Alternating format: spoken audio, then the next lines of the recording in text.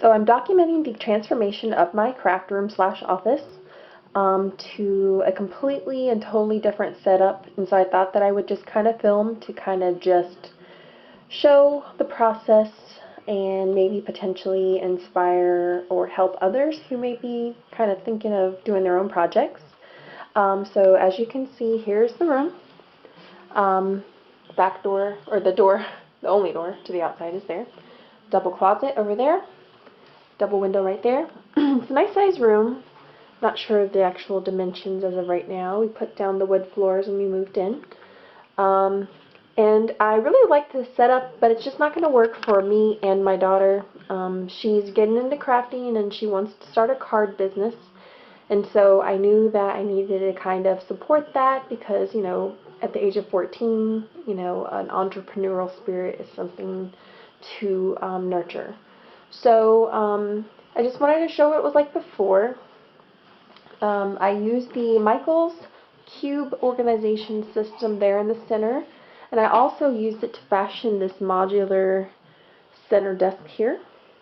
And then over to the left and the right, I just used Walmart, I believe, is where I purchased those bookcases. And as you can see, I'm kind of overloaded. Those shelves are starting to warp a bit, so I'll need to adjust that as well. And over here I have an artist's easel type desk, which I don't really use it like I thought I would. I want to get into painting, but I'm not quite there yet. And then on this wall is the problem. This has kind of become my dumping ground. I did that mural up there, which I really love, but that's going to go away because every wall is going to be more functional before it's beautiful. But I'm going to try to incorporate style and function at the same time, as you'll see. But I just don't want space for this sort of thing to happen. I don't want it to be a dumping ground. So anyway, here's the before. Oh, over here is where we started our planning. My daughter expressed that she really didn't care for the green, and so we did a couple of samples from Home Depot, and we went to Hancock Fabrics and looked at the different options for curtains, and we really loved this swatch right here. I hope you can see it. It's a combination of like black and brown and greens and yellows and blues. And the bigger swatch obviously has like several different types of flowers and butterflies. It's whimsical yet beautiful all at the same time. And so when we tested it against the blues, we decided that we really didn't like either of the blue, and we actually like it against the green. So yay for me, I don't have to paint, which is really exciting. Well, except for where I swatched it and where I fill in the holes and such, because I'll be taking down everything, as you can see. Here's my MLP Vintage My Little Pony collection, which I adore, but that's going to come down to because I don't want the room to be too kitty looking, and I still have to decide what I'm doing with those. And on this wall, it's kind of like an angle when you walk in, so it's the first thing you see. And it was kind of like our little, it was going to be anyway, a little mural, photo mural wall. And I think that's going to change too. But anyway, I'm just really, really excited because I live to change things up and paint and design and be creative, and I'm just really looking forward to what this room will become. Alright, so bye for now.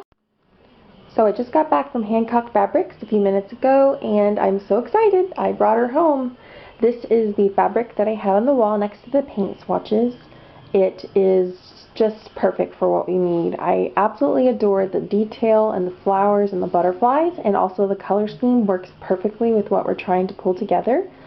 While we were there, I also found this. This is an upholstery that I plan to use to make a cushion, and it matches beautifully. It coordinates so well with that fabric. That's going to be a window treatment. This is going to be a cushion that's going to sit under. What's neat about this is it was in the remnant section. It was only $5 a yard. There was 2 yards, which was perfect amount for what I needed to do. So I scored this for 10 bucks. And over here, this was not as good of a deal. It was $50 a yard originally. Got it on sale for $25 a yard. Then I had a coupon for an extra $5 off. So 2 yards for $45. Certainly could have been a lot worse, and I know that, you know, there's plenty of fabrics that would surpass that. I like to do things on a budget as much as possible, and I save money where I can, hence while I'm making it myself. Why I'm making it myself, excuse me. Most people may not know, but Hancock puts fabric coupons out every Sunday, usually, in their flyer. But a lot of times they're going to be discounts on regularly priced items, but during holiday weekends and sales and events, they will put coupons that are good for an extra discount even if the item is on sale. And so that's how I was able to score the $5 off the 50, which was the 10% off coupon essentially, which you can't beat that.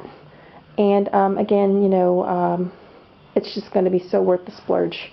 And I know it's not that much of a splurge, but anyway, I'm just very frugal sometimes.